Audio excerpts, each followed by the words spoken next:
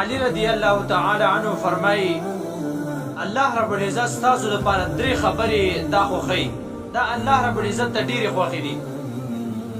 یو چې کله د دوو کسانو په منځ کې قطع تعلقي او ته راشې او د هغه دوو کسانو روغه وکړې، دوه زړونه روغ کړې، دا خبره الله رب العزت ته ډېره خوښه ده.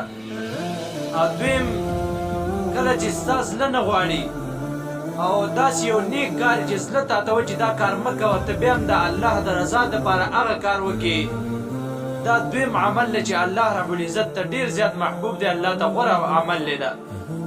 او دریم چې کله یو کس ته په ګناه باندې وینې چې دا ګناه کوي او هغه ګناهګار باندې ته پرده ور واړتې، هغه ګناه کوي ته په ګناهګار باندې پرده ور واړتې، الله رب العزت په د قیامت په ورځ باندې په تا باندې پردې در واړتې. علی رضی الله تعالی عنہ فرمایي دا درې اعمال الله رب العزت تر تمام اعمالنا الله رب العزت محبوب او غوره دي. او درې اعمال داسې دي چې دا الله رب العزت ته محبوب نه دي. درې اعمال داسې دي چې الله رب العزت هغه اعمالو ته په بد نظر باندې ګوري. یو د هغه نه فضول خرچي ده چې کله سړی په زول خرج کوي، دا الله رب العزت په نیز باندې مبعوث ترین عمل دی.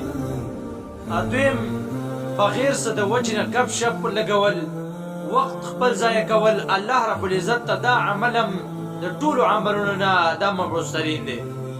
او دریم چې ښه دې وس کېږي، الله رب العزت ته طاقت درکړی دی، بیا هم ته د الله رب العزت په نوم باندې سوال کې، دا اعمال هم الله رب العزت ته د ټولو اعمالو نه دا مبعوث ترین دی. نو درې اعمال داسې دي چې الله رب العزت ته هغه درې اعمال دا ډېر محبوبه دي او غوره دي.